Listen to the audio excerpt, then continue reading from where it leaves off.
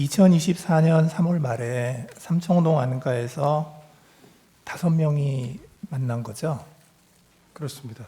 이제 대통령, 그다음에 국정원장인 증인, 국방부 장관인 신원식, 그리고 당시 경호처장인 김용현, 방첩사령관 여인영, 그렇게 만났죠. 그렇습니다. 근데 거기에 방첩사령관 여인영이 왜 들어갑니까? 누가 불렀어요? 그건 뭐 조직을 대통령께서 하셨으니까 제가 잘은 모르겠습니다. 그 증인은 대통령 연락을 받고 참석을 한 건가요? 뭐 대통령실에 연락을 받았을 것으로 생각이 됩니다. 예, 예. 그 신원식 당시 국방부 장관은 당시 대통령이 비상한 조치가 필요하다, 군이 나서야 하지 않겠느냐는 취지로 말했다고 얘기를 하셨어요. 그리고 이제 그거에 대해서 그런 얘기 들은 적 있습니까? 그 대통령께서 나라 걱정을 하시고 예. 이렇게 해서 어떻게 나라를 끌고 갈 수 있겠냐라고 많이 걱정하셨던 건 기억이 나는데 저는 그 단어인 그 비상이라는 말을 들은 기억이 없습니다. 아, 비상이라는 말을 들은 네, 기억이 비상이나 없다. 조치나 이런 말을 들은 기억이 없습니다. 예. 그 당시에 신원식 장관은 반대를 했죠. 저는 그래서 나라 걱정을 하시는 대통령께 그동안 윤석열 정부가 쌓아왔던 신원식 장관이 당시 국방부 장관이 어떻게 얘기했느냐 하는 거예요. 제 기억에는 무슨 반대라는 표현을 썼던 거는 기억 못합니다. 예. 증인은 어떻게 얘기를 했나요? 네, 저는 그래서 윤석열 정부가 그동안 해왔던 특히 외교안보 분야에 있어서 여러 가지 성과들, 계속 남아있을 성과들을 설명을 드리고 그래서 이것들이 다 국민들의 평가를 받을 것이기 때문에 대통령께서 이렇게 부정적으로 생각하실 게 아니라 긍정적으로 생각하시는 것이 맞다라는 취지로 제가 말씀을 드렸습니다. 그 취지는 좀 반대한다는 취지로 말씀하신 것 같네요. 제가 완곡하게. 반대할 목적어가 네. 없었고요. 저는 다시 말씀드리지만 기억이 나면 기억이 난다고 말씀드리겠습니다. 근데 뭐 이미 신원식 안보실장도 얘기한 게 있으니까. 근데 저는 정말 그때 비상이라는 말씀을 들었던 기억이 안 납니다. 예. 기억나는 대로 말씀드리겠습니다. 그날 만찬이 끝나고 그 신원식 국방부 장관은 경호처장 김용현과 여인영을 데리고 국방부 장관 공관으로 갑니다. 그래서 어떤 비상 조치나 군에서 나서는 것에 대해서 반대하니까 대통령께서 혹시라도 그런 생각을 갖지 않도록 나는 국방부 장관으로서 절대 반대한다. 반드시 내 뜻을 전해달라. 이렇게 얘기를 김용현 경호처장한테 얘기를 했다는 거거든요. 그런 이제 그 증인은 이제 그날 모임 이후에 이러한 대통령이 언급한 그런 내용에 대해서 좀 부적절하거나 반대한다. 뭐 이런 취지의 의사를 전달을 한 적이 있었습니까? 그 3월 하순인데 그 모임 이후에는 뭐 그런 모임이 다시 없었고 그 다음에 김용현 경호처장이 아닙니다. 신원식 국방장관이 그 후속 모임 저녁을 가진 것도 사실은 비상계엄 이후에 저는 알게 됐고 계속 몰랐고 저한테 다시 무슨 비상조치라든지 비상계엄이라든지 하는 말씀을 대통령이 하신 적이 없습니다. 그러니까 사실 반대를 뭐 할 이유도 없었고 그렇습니다. 예. 그 증인은 국정원장이시니까 매주 대통령께 보고를 하나요? 그렇습니다. 거의 뭐 빠짐없이 매주에 한 번씩 합니다. 그 보고를 할 때 혹시 그런 이야기가 오간 적이 없었습니까? 비상조치나 비상계엄에 대한 얘기가 오간 적 없었습니다. 예. 그 신원식 장관은 이제 그 모임이 2024년 3월에 있었는데 그 2024년 9월에 국방부 장관에서 경질이 돼요. 그런데 이제 증인은 그 뭐 그 당시에 하여튼 뭐 반대하는 취지로 말씀하셨음에도 불구하고 계속해서 국정원장으로 계셨던 거죠. 예.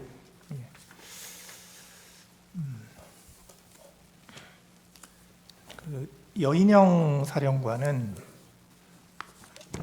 이렇게 얘기를 합니다.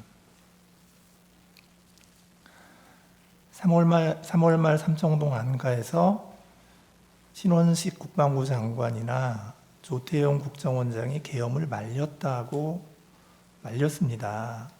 제가 그 기억이 굉장히 생생했기에 그분들이 비상계엄 선포를 말릴 것이라고 생각했습니다. 이렇게 얘기하거든요. 그 여인영 방첩사령관은 그 3월 모임 때 그 대통령 얘기를 듣고 뭐라고 얘기했나요? 특별히 뭐 기억나지 않습니다.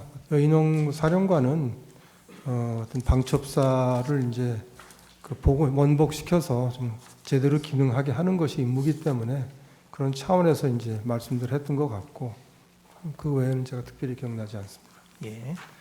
이제 그 12월 3일 날 이제 대통령실 연락을 받고 그 대통령실에 이제 그 갔을 때 이제 그 가는 경위부터 좀 제가 여쭤볼게요. 그 12월 3일 20시에 대통령으로부터 직접 전화를 받았다는 거죠. 그렇습니다. 그때 대통령이 어디세요라고 하니까 증인은 여기 있습니다 이렇게 말씀하셨던 거고, 네. 대통령이 미국 안 가셨어요? 라고 하니까 증인이 내일 떠납니다. 방금 미국 대사와 송별 만찬했습니다. 이렇게 대답한 적이 있나요? 네, 제 기억은 그렇습니다. 예. 그리고 나서 대통령이 알겠습니다 하고 전화를 끊었죠. 예. 들어오라는 얘기 안 했고. 없었습니다. 예. 그런데 이제 20시 5분에 대통령실 부속실장 강희구 이분이 증인에게 전화를 했죠. 예, 그렇게 기억합니다. 전화를 해서 어디 계십니까? 하니까 증인이 내곡동입니다. 이렇게 대답을 했고요. 네. 그러니까 강희구 부속실장이 지금 들어오세요. 이렇게 얘기를 해서 증인은 대통령실로 출발을 한 거고요. 그렇습니다. 예. 근데 조금 이상한 거는 그날 그 한덕수 총리의 경우를 보면 8시 20시경에 대통령이 직접 전화를 해서 대통령실로 좀 왔으면 좋겠습니다. 누구에게도 말을 안 했으면 좋겠습니다. 이렇게 해서 왔다는 거거든요. 이게 한덕수 총리가 그 연락을 받았다는 내용이고요. 조태열 외교부 장관은 뭐라고 얘기하냐면 7시 54분에 대통령이 전화를 해서 지금 어디 계십니까? 라고 하니까 집입니다. 라고 하니까 지금 용산 집무실로 바로 올 수 있습니까? 차표는 됩니까? 이렇게 해서 바로 출발했다는 거거든요. 그리고 그날 또 그 통일부 장관 김영호 장관도 대통령으로부터 전화를 받았어요. 받았는데 이 전화 받은 게 조금 다릅니다. 저녁 약속이 있어서 식사를 마치고 휴대폰을 보니까 부재중 전화가 여러 번 와 있었는데 보니까 대통령실에서 여러 번 전화를 했더라. 그리고 이제 그랬는데 대통령께서 바로 그때 전화를 해가지고 대통령이 바로 용산으로 가능한 한 빨리 들어와라. 이렇게 얘기를 하니까 그 김영호 장관이 어디로 가면 됩니까? 하고 물었더니 대통령이 수행실장에게 물어보고 들어오세요. 라고 얘기했다는 거예요.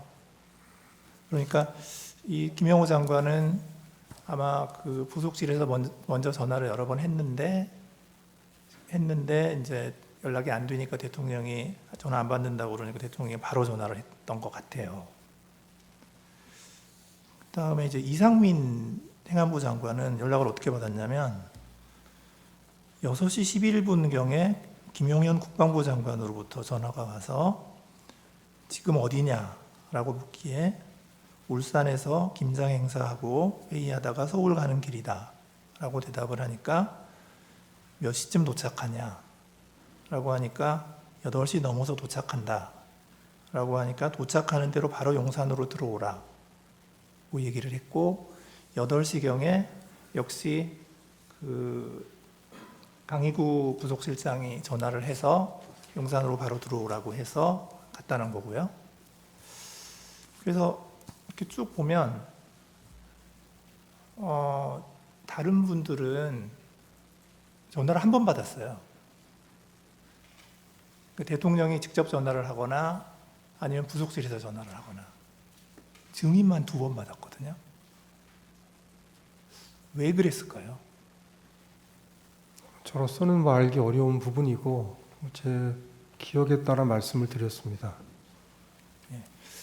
그 증인이 그 대통령실에 들어갔을 때 집무실에 여러 사람이 있었죠.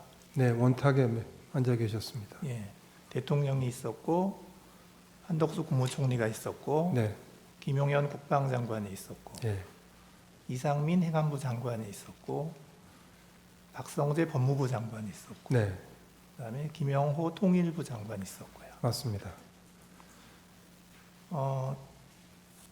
그 당시에 이제 거기 있는 사람들이 다 말렸다는 거잖아요. 네, 다 하지 걱정들 말라고. 하고 반대하고 걱정하고 했습니다. 증인도 반대했잖아요. 저도 걱정을 했습니다. 네. 저는 반대라는 표현을 쓰지 않아서 언론 보도에서 제가 우려 표시를 했다고 표현했습니다. 우려의 표시를 했죠. 네. 그 당시에 이렇게 여러 명이 모여 있는 상태에서 증인이 발언한 게 그 전부입니까? 아니면 제 말은 대통령하고 독대한 적이 있느냐? 죄송합니다. 그 독대한 적은 없고요. 네. 그 제가 조사를 받으면서 이미 얘기를 한 것이지만 최상목 부총리가 대통령을 뵈러 들어갈 때 쫓아 들어가서 저도 한 말씀 하지 않으시도록 말씀드린 적이 있습니다. 그건 그 다음 나중 얘기예요. 예, 그건 최상목 부총리는 늦게 반이죠. 왔으니까. 네. 네, 그 나중 얘기거든요. 독대를 해서 무슨 말씀을 나눈 적은 없었습니다. 없고 최상목 부총리가 들어가실 때 제가 증인도 쫓아 같이 들어갔던 적이 한 번 있습니다. 쫓아 들어가서 역시 반대. 네. 그건 뭐 반대는 아니지만 하여튼 우려. 하시지 말도록 말씀드렸습니다. 이제 그 다음에 증인은 이제 국무회의 멤버는 아니지만 국무회의 할 때 증인은 어디 계셨어요? 국무회의 멤버가 아닌데. 그 대접견실에 한 20명 이상 앉을 수 있는 큰 테이블, 장방형 테이블이 있습니다. 거기에 이제 국무위원들이 쭉 다 앉고 저와 비서실장, 안보실장은 제일 끝자리에 가장 떨어진 끝자리에 앉아 있었습니다. 그랬군요. 그 국무회의를 이제 그 9시 21시 30분경에 시작을 했고 하여튼 회의를 시작을 했고 증인께서는 그 22시 45분에 대통령실을 출발하셨죠. 시간은 몇 분 틀릴 수는 있지만 대개 맞습니다. 네, 예, 맞죠, 그렇습니다. 맞죠. 그런데 이제 그 대통령실에서 출발해서 이제 국정원으로 차를 타고 가고 있는데 대통령이 전화를 했어요, 증인에게. 그죠? 증인이 맞습니다. 전화 받았잖아요. 예, 근데 그때 대통령께서 원장님 참 미국 출장은 어떻게 하시기로 했어요? 라고 물었죠. 네, 그렇습니다. 예. 그래서 증인이 이런 상황에서 미국을 어떻게 가겠습니까? 라고 대답을 했고 대답하셨죠. 그렇게. 예, 그러니까 대통령께서 그렇지요. 지금 가기는 어렵겠지요. 라고 하고 전화를 끊었죠. 예, 근데 그 통화를 한 게 지금 통화 기록상으로 보면 22시 55분에서 57분이거든요. 그런데 지금 또 통화 기록을 보면 그 대통령께서 그 홍장원 1차장에게 전화를 한 게 22시 53분이에요.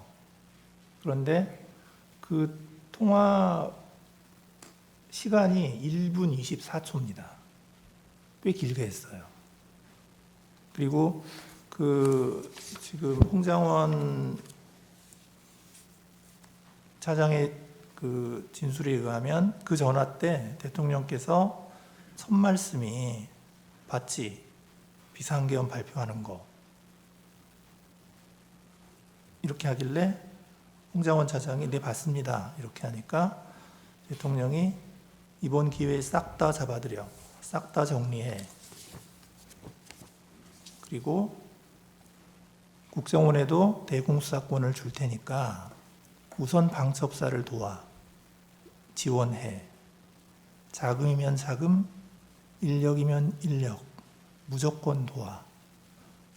이렇게 말을 했다는 거고 홍장원 차장은 네 알겠습니다 라고 답변을 했다는 거예요.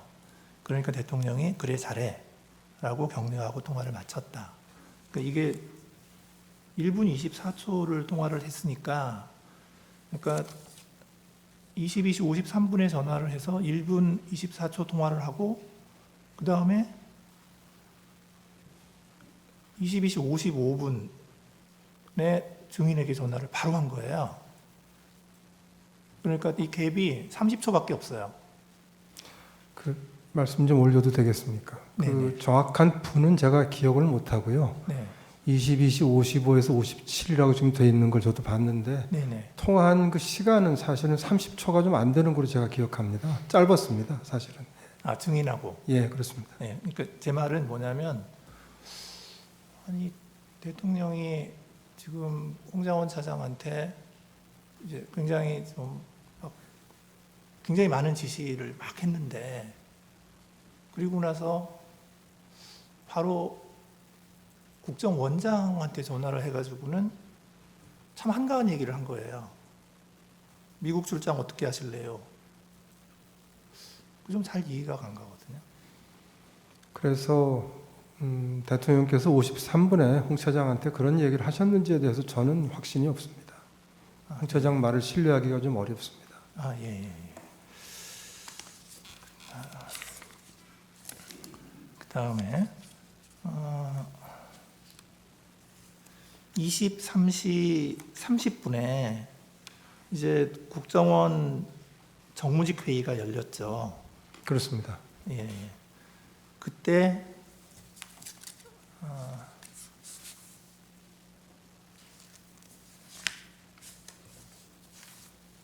잠깐만요.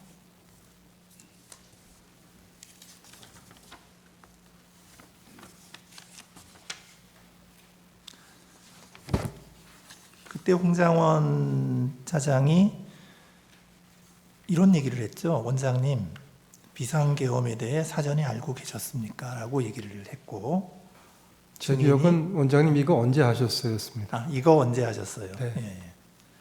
그러니까 증인이 뭐라고 대답했어요? 뭐 그런 걸 물어보냐고 했습니다. 그랬죠. 네. 예, 그러니까 그때 증인의 기분은 어땠습니까?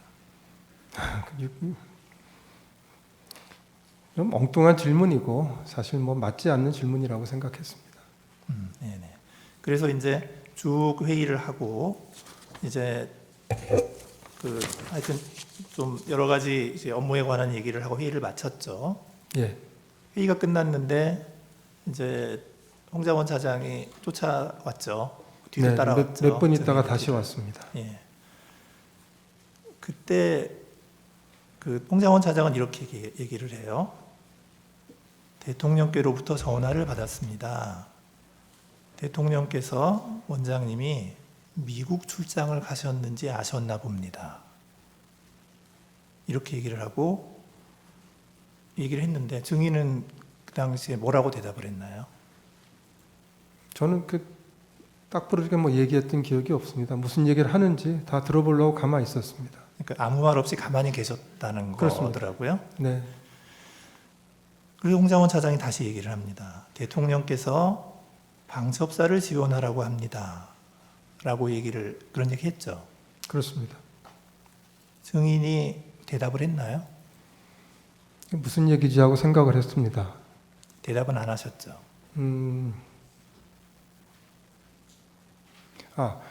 그 다음에 이어서 그 홍장원 차장이 근데 뭐 추가 지침을 주실 게 있느냐고 물어봤고, 그래서 제가 아까 정무직 회의에서 얘기한 대로 각자가 어떤 일을 비상계엄하에서 국정원이 하게 되었는지를 보고 내일 아침에 논의하자고 하지 않았느냐, 그렇게 합시다라고 답을 합니다.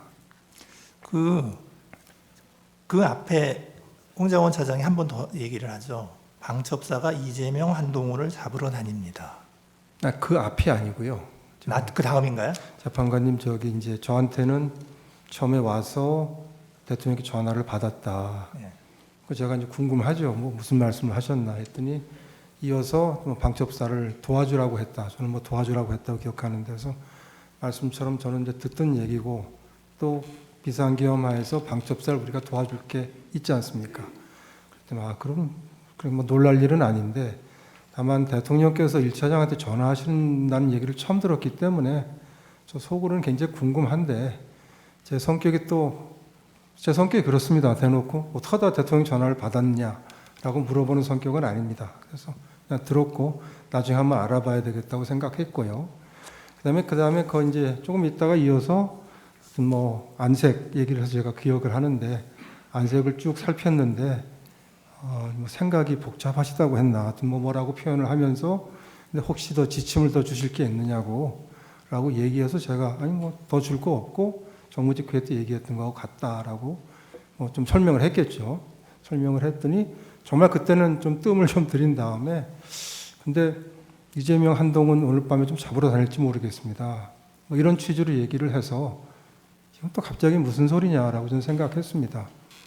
갑자기 튀어버렸습니다. 비약이 돼가지고. 그래서 이게 뭐 우리하고 상관도 없는 일이고, 그 다음에 두 번째는 그럴 것 같지 않고, 그래서 제가 보면서 그리고 이제 지금같이 엄중한 시기인데 원장하고 차장이 이런 일이 생길지도 모른다라는 얘기를 하는 게 좀 어울리지 않는다, 맞지 않는다고 생각해서 제가 이렇게 얘기를 했습니다.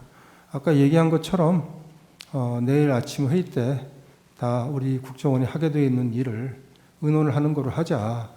뭐 더 할 얘기가 있으면은 그때 가서 하라고 하고 얘기를 했더니 좀 얼굴을 보고 있다가 일어나서 나갔습니다.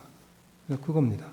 그리고 저한테 방첩사가 잡으러 다닌다고 하지 않았습니다. 그냥 잡으러 다닐 것 같습니다. 그런 일이 생길지 모르겠습니다라고 이렇게 얘기를 했고, 그 다음에 뭐 위치 추적이라든지 방첩사령관과의 통화라든지 어떤 명단을 받았다든지 그 명단이 이거라고 보여준다든지 이런 얘기들이 없었습니다. 예, 알겠습니다. 자,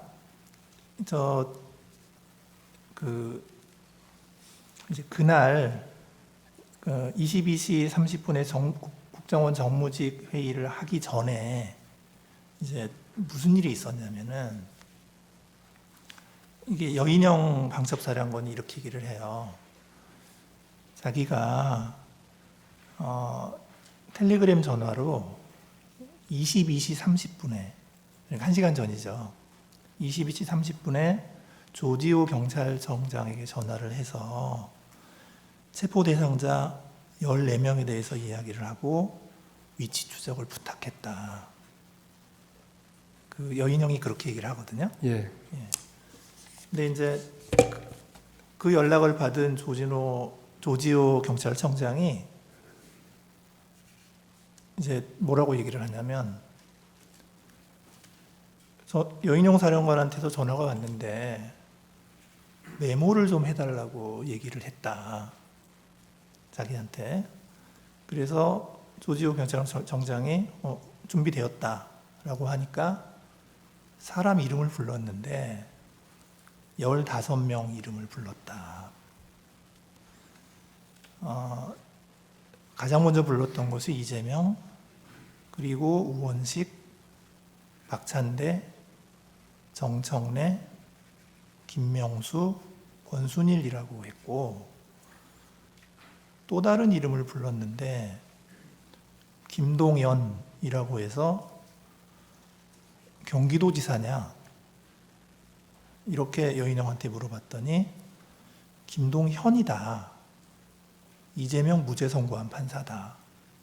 이렇게 여인영이가 얘기를 했고, 여인영이가 이 사람들을 체포할 건데 위치 파악을 좀 해달라고 해서 이렇게 부탁을 받았다. 이렇게 얘기를 하거든요. 그리고 나서 이제 조지우 정장이 또 뭐라고 얘기를 하냐면, 그 다음에 그 텔레그램 전화가 한 번 더 왔다는 거예요. 그래서 두 번째 통화를 해서 굉장히 급하게 한동훈 추가입니다. 이렇게 얘기를 했다는 거예요. 그 시간이 언제냐면 22시 30분에서 40분 사이입니다. 그런데 이 전화를 받고 조지호 총장이 어떻게 했냐면 협조를 안 해줬어요. 그러니까 바로 거절하지는 않고 협조를 안 해주고 그냥 아무런 조치도 안 하고 가만히 있었다는 거예요. 그게 조지호 청장의 이야기고요. 그런데 이제 그 다음에 이제 홍장원과 여인영이 이제 통화를 한 게 30분 후인 23시 06분입니다. 그때 2분 47초간 통화 기록이 있어요. 이제 그때 오늘 쭉 얘기한 14명 명단 불러주고 위치 추적 협조해달라고 얘기를 했다는 거거든요. 그리고 나서 23시 30분에 그 정무직 회의가 있었고, 회의 끝나고 증인한테 가서 이제 그 이재명 한동훈 잡으러 다닐 것 같습니다라고 얘기했다는 거거든요. 그래서 이거를 시간선대로 쭉 이렇게 놓고 보면은